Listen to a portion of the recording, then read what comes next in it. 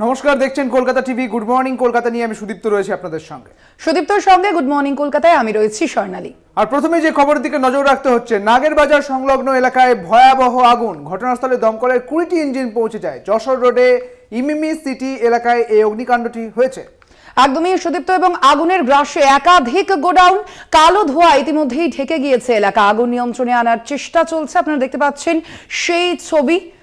একাধিক গোডাউনে আগুন লেগেছে এবং ঘটনাটি যশোর রোডের ইমামি সিটি এলাকার ঘটনা। ইতিমধ্যেই সেখানে দমকলের ইঞ্জিন পৌঁছেছে, তারা আগুন নিয়ন্ত্রণের চেষ্টা করছে। এবং এই বিপুল আগুন দেখতে পাচ্ছেন, সেই ব্যাপক আগুনের ছবি আপনাদের দেখাচ্ছি।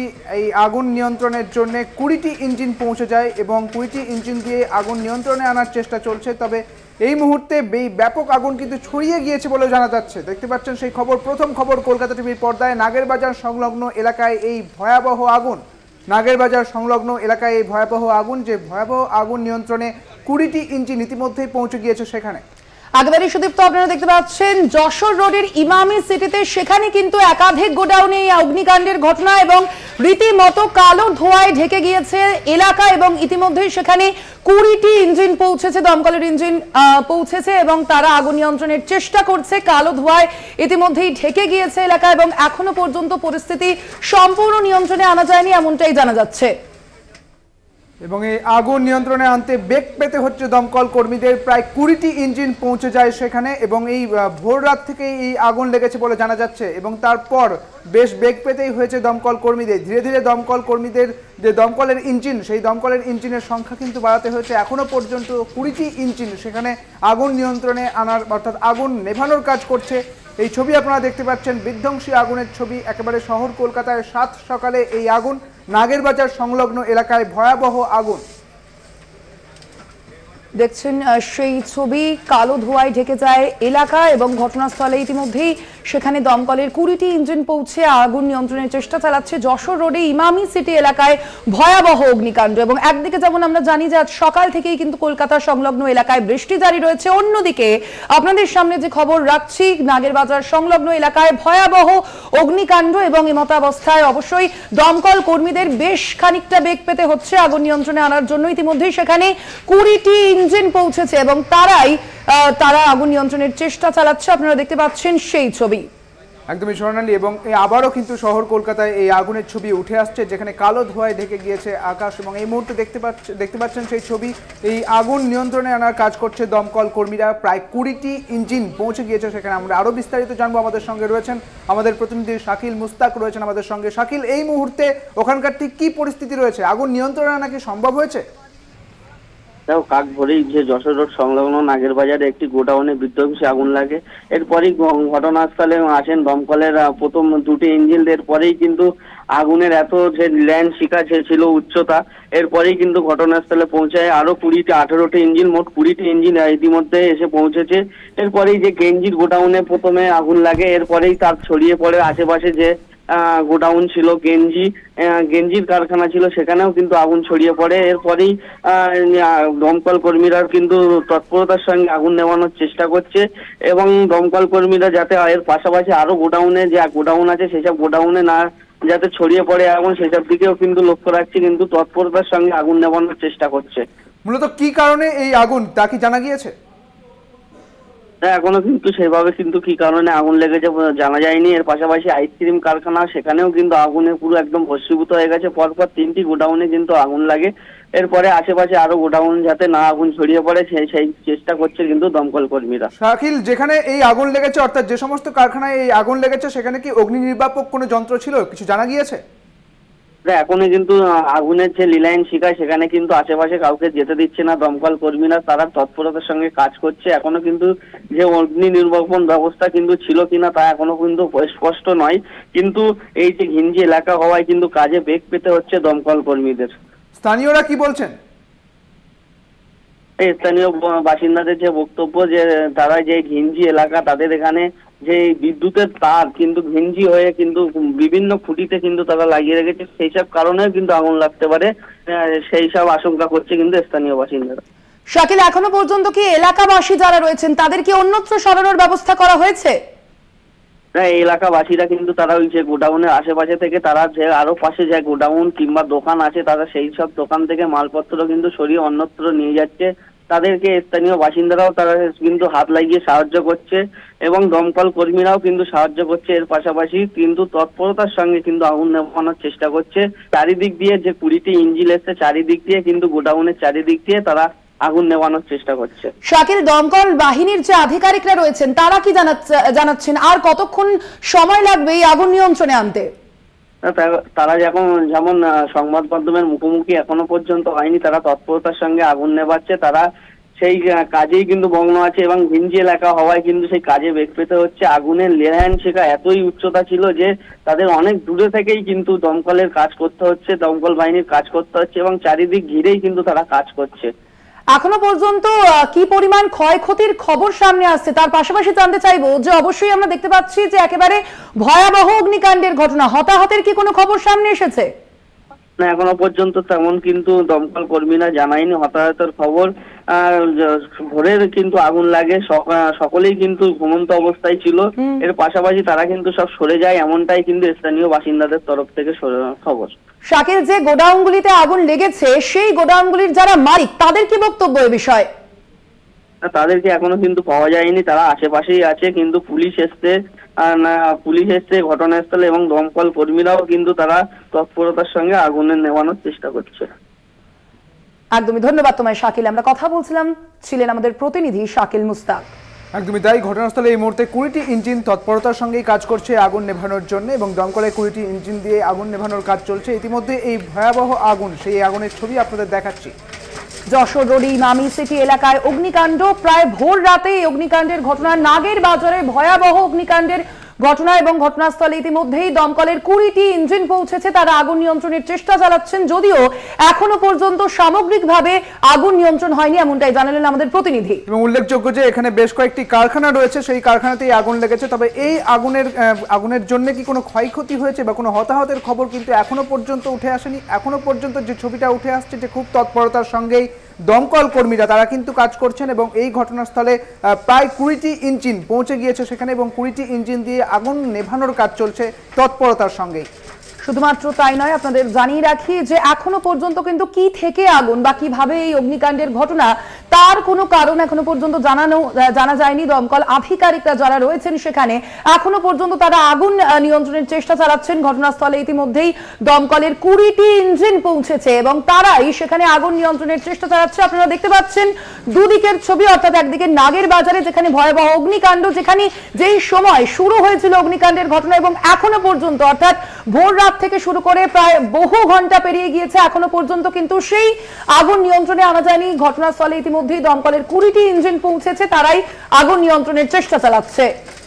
একদমই দমদমের নাগের বাজার সংলগ্ন এলাকায় যশোর রোডের এই ঘটনা, যেখানে ভয়াবহ আগুন লাগে এবং ঘটনাস্থলে দমকলের 20টি ইঞ্জিন পৌঁছে যায়, গোটা এলাকা ঢেকে গিয়েছে ধোঁয়ায়। দমকল সূত্রে যে খবর, এই কারখানাটি আগুন লেগেছে সেখানে কোনো রকম কর্মী এখনো পর্যন্ত আটকে নেই বলে দমকল সূত্রে জানা যাচ্ছে। সকলকে নিরাপদ স্থানে সরিয়ে নিয়ে যাওয়া হয়েছে। তবে এখনো পর্যন্ত এই আগুন নেভানোর কাজ কিন্তু চলছে, কারণ একটা বিস্তীর্ণ এলাকা এবং এত ভয়াবহ আগুন যে এই আগুন নেভাতে গিয়ে বেশ কিছুটা বেগ পেতে হচ্ছে দমকল কর্মীদের। এখনো পর্যন্ত 20টি ইঞ্জিন এই ঘটনাস্থলে পৌঁছে গিয়েছে এবং 20টি ইঞ্জিন দিয়েই তৎপরতার সঙ্গে আগুন নেভানোর কাজ চলছে। নাগের বাজারে ভয়াবহ অগ্নিকাণ্ড, একেবারে ভোর রাতে এই অগ্নিকাণ্ডের ঘটনা। সেই সময় বেশিরভাগ মানুষই তখন ঘুমোচ্ছিলেন এবং সেই সময় এই অগ্নিকাণ্ডের ঘটনা ঘটে, যদিও পরবর্তীতে যেমনটা জানা যাচ্ছে যে সেই এলাকা সংলগ্ন যে বাসিন্দারা রয়েছেন তাদের কিন্তু ইতিমধ্যেই অন্যত্র সরিয়ে নিয়ে যাওয়ার ব্যবস্থা করা হয়েছে এবং যদিও এখনো পর্যন্ত কিন্তু সেই অগ্নিকাণ্ডের ঘটনা যে খবর আপনাদের জানাচ্ছি, নাগের বাজারে ভয়াবহ অগ্নিকাণ্ড, এখনো পর্যন্ত কিন্তু সেই আগুন নিয়ন্ত্রণের চেষ্টা চালাচ্ছেন দমকলের আধিকারিকরা। ঘটনাস্থলে ইতিমধ্যেই দমকলের 20টি ইঞ্জিন পৌঁছেছে।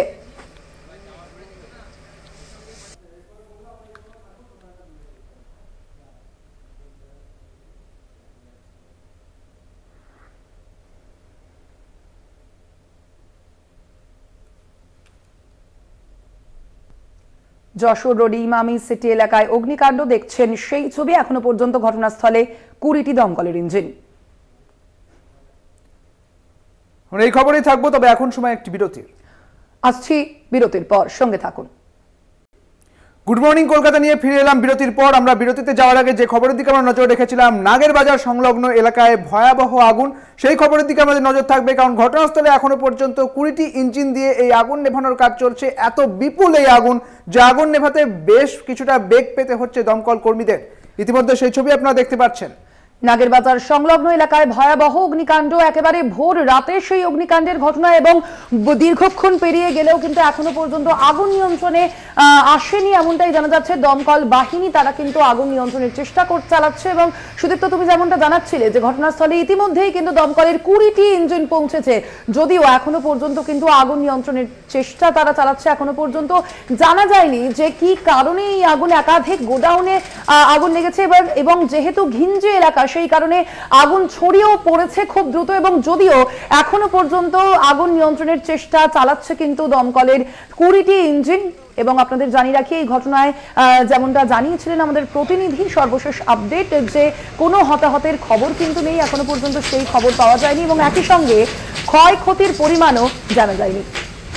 একদমই তাই। এবং দেখতে পাচ্ছেন যে ছবিটা, এটা একটা খণ্ডের ছবি, অর্থাৎ একটা জায়গার যে ছবি, সেই ছবিটা আপনাদের দেখাচ্ছি। এছাড়াও কিন্তু ব্যাপক একটা এরিয়া, সেই এরিয়াতে কিন্তু ব্যাপক আগুন ছড়িয়ে পড়েছে এবং সেই আগুন নেভাতে কিন্তু 20টি ইঞ্জিন একেবারে তৎপরতার সঙ্গে কাজ করছে, সেই ছবি আপনারা দেখতে পাচ্ছেন। অর্থাৎ একটা খণ্ডের যে ব্যাপক আগুন, সেই আগুনের ছবিটাই কিন্তু ইতিমধ্যে আপনাদের দেখাচ্ছি। তবে এই অংশটা কিন্তু অনেকটা বড়, অর্থাৎ অনেকটা এলাকা জুড়ে এই আগুন কিন্তু ছড়িয়ে পড়েছে।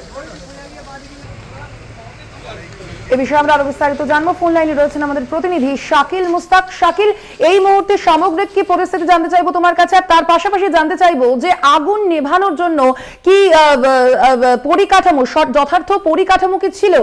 এখনো পর্যন্ত আগুন নিয়ন্ত্রণে এলো না কেন? যে আইসক্রিম গোডাউনে প্রথম আগুন লাগে, এরপরই তার পাশে যে গেঞ্জির গোডাউন ছিল, যে কটনের গেঞ্জি হওয়ায় কিন্তু সেখানে আগুন আরো ছড়িয়ে পড়ে। এর পাশাপাশি দমকলের 20টি ইঞ্জিন আসে। 20টি ইঞ্জিন আসার পরে কিন্তু আগুন নিয়ন্ত্রণে আনার চেষ্টা চলছে। একদম গোডাউনের চারিদিকে কিন্তু ঘিরেই কিন্তু আগুন নেভানোর কাজ করছে দমকল কর্মীরা।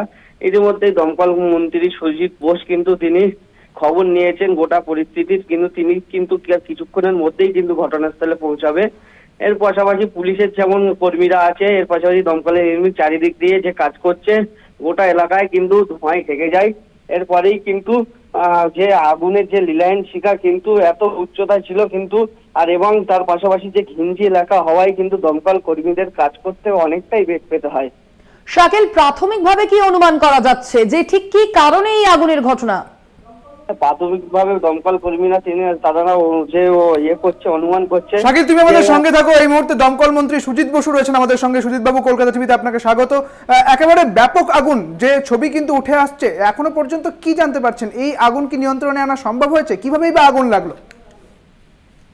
দেখুন, ভোর 4টার সময় আমাদের কাছে ফায়ার কন্ট্রোলে খবর আসে। খবর আসবার পর আমরা প্রথমে কয়েকটা গাড়ি পাঠাই এবং পরবর্তী সময় 20টার মতো ইঞ্জিন আমরা ইনভলভ করেছি। আগুনটা আর ছড়াবে না এটুকু বলতে পারি, কিন্তু আগুনটা কন্ট্রোল হয়ে যাবে কিছুক্ষণের মধ্যে।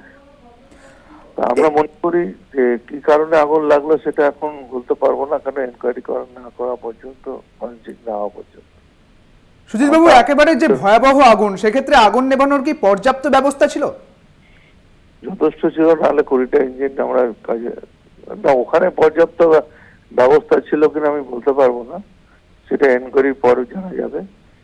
কিন্তু আমার মনে হয় বেশি কিছু ছিল না, যার জন্য আমাদের 20টা গাড়িকে ব্যবহার করতে ওখানে হয়েছে।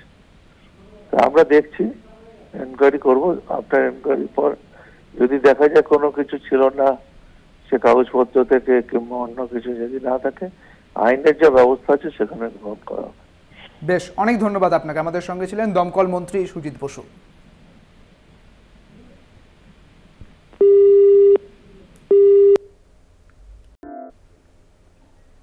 গুড মর্নিং কলকাতা নিয়ে ফিরে এলাম বিরতির পর। আর এবার যে গুরুত্বপূর্ণ খবরের দিকে নজর রাখবো আমরা, আরিয়া রহের পরপর ভাইরাল ভিডিও, বিজেপিকে তোপ মুখ্যমন্ত্রীর। একদমই তাই, এবং এই ঘটনার দিকে আমাদের নজর থাকবে। তবে পাশাপাশি আরো একটি গুরুত্বপূর্ণ খবরের দিকে আমাদের নজর রাখতে হচ্ছে। হাড়োয়ায় ভোর রাতে শুট আউটের ঘটনা উঠে আসছে, যেখানে আশঙ্কাজনক অবস্থায় একজন রয়েছে মহিলা, তার জানা যাচ্ছে যেটি, এবং এই মহিলা কিন্তু আশঙ্কাজনক অবস্থায় রয়েছে, কলকাতার আরজিকর হাসপাতালে ভর্তি রয়েছে, অর্থাৎ একটি সরকারি হাসপাতালে ভর্তি রয়েছেন তিনি।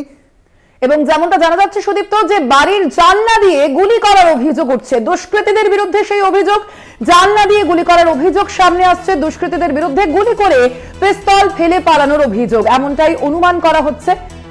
একদমই তাই, এবং উল্লেখযোগ্য যে দুষ্কৃতীরা যাকে যখন গুলি করে সেক্ষেত্রে কিন্তু তারা পিস্তলটি ফেলে দিয়ে পালিয়ে যায় এবং পালানোর অভিযোগই উঠে এসেছে। অনুমান করা গিয়েছে পারিবারিক বিবাদের জেরেই এই গুলি। আপনাদের জানিয়ে রাখি, বসিরহাটের পশ্চিম মোহনপুরের ঘটনা এটি। যদিও এখনো পর্যন্ত প্রাথমিকভাবে যেমনটা অনুমান করা হচ্ছে যে পারিবারিক বিবাদের জেরেই কিন্তু এই গুলি চালনার ঘটনা। একদমই তাই, এক মহিলা এতে আহত হয়েছেন বলে জানা যাচ্ছে, এবং একটি সরকারি হাসপাতালে তাকে ভর্তি করা হয়েছে। আরো বিস্তারিত জানবো, আমাদের সঙ্গে রয়েছেন আমাদের প্রতিনিধি সঞ্জিত রয়েছেন আমাদের সঙ্গে। সঞ্জিত, ঠিক কি ঘটনা ঘটেছে, কি জানতে পারছো?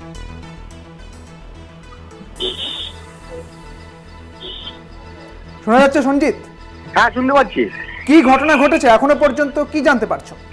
দেখো, আজকে হাড়োয়ায় ভোর রাতে কিন্তু শুট আউটের ঘটনা ঘটেছে, যেটা হচ্ছে উত্তর 24 পরগনার যে হাড়োয়া থানা রয়েছে, যেখানে মোহনপুর গ্রাম পঞ্চায়েতের মোহনপুর উত্তর পাড়ায় বছর 28-এর ওই বধূ ডিভোর্সে তার মামলা চলছে হাইকোর্টের আদালতে। এই মামলা চলছিল, সেই সময় ভোর রাতে কিন্তু আজকে দুষ্কৃতী এসে জানলা দিয়ে গুলি করে। প্রথমে তার কোমরে গুলি লাগে, তারপরে তার পিঠে গুলি লাগে। ঘটনাস্থলে হাড়োয়া থানার পুলিশ যায়, তার অবস্থা আশঙ্কাজনক হয়। প্রথমে হাড়োয়া গ্রামীণ হাসপাতালে ভর্তি করা হয়েছে এবং তাকে আরজিকরে নিয়ে যাওয়া হয়েছে। তার অবস্থা যথেষ্ট সংকটজনক। এখন কি কারণে গুলি, অর্থাৎ এইটা নিয়ে দ্বন্দ্বে পড়েছে অর্থাৎ জেলা প্রশাসন। ইতিমধ্যে কি কারণে এই গুলি কাণ্ড ঘটেছে তা এখনো পর্যন্ত জানা যায়নি। মূলত যেটা জানা যাচ্ছে যে প্রাথমিক অনুমান করা হচ্ছে যে পারিবারিক বিবাদের জেরে এই শুট আউটের ঘটনা।